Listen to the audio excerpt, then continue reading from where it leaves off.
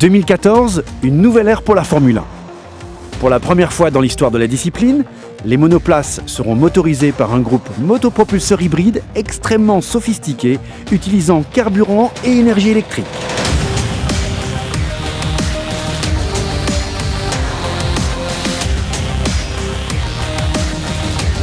Bien plus qu'un simple moteur, les propulseurs nouvelle génération associent un V6 turbocompressé à combustion interne avec de puissants systèmes de récupération d'énergie. Deux génératrices électriques récupèrent l'énergie thermique au niveau des gaz d'échappement ainsi que l'énergie mécanique lors du freinage.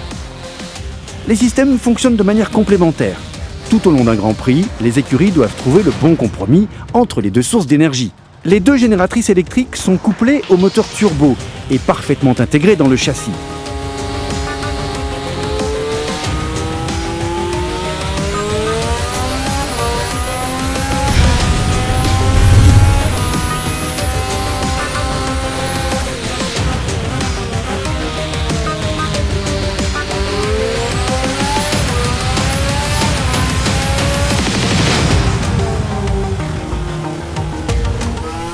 Lors de la phase d'accélération, le moteur à combustion interne tourne à plein régime et le turbocompresseur atteint une vitesse de rotation proche des 100 000 tours minute. Le système de récupération d'énergie thermique, le MGU-H, fonctionne alors comme un générateur. Il récolte l'énergie générée par les échappements, dont la sortie unique est située dans l'axe central de la monoplace. Cette énergie peut alors être conservée dans la batterie pour une utilisation ultérieure ou bien transmise au système de récupération d'énergie cinétique, le MGU-K. Relié au vilebrequin du V6, le MGU-K agit tel un moteur et délivre un supplément de puissance. Lorsque le pilote freine en bout de ligne droite, le MGU-K passe alors en mode générateur et récupère l'énergie dissipée lors du freinage. Stockée dans la batterie, elle pourra ensuite être utilisée plus tard pendant le tour du circuit.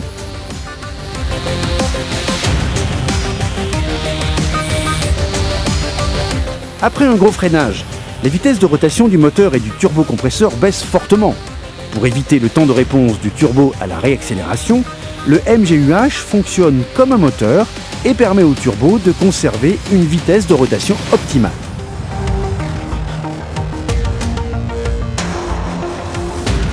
Ces échanges d'énergie complexes sont générés par des systèmes de contrôle électronique, certains modes pouvant toutefois être actionnés par le pilote. Ils offrent plus de flexibilité pour la stratégie de course ou bien plus de puissance lors d'une tentative de dépassement. Système de récupération d'énergie très puissant, restrictions sur la consommation et la quantité de carburant embarqué, les propulseurs 2014 sont parmi les plus efficaces au monde sur le plan énergétique.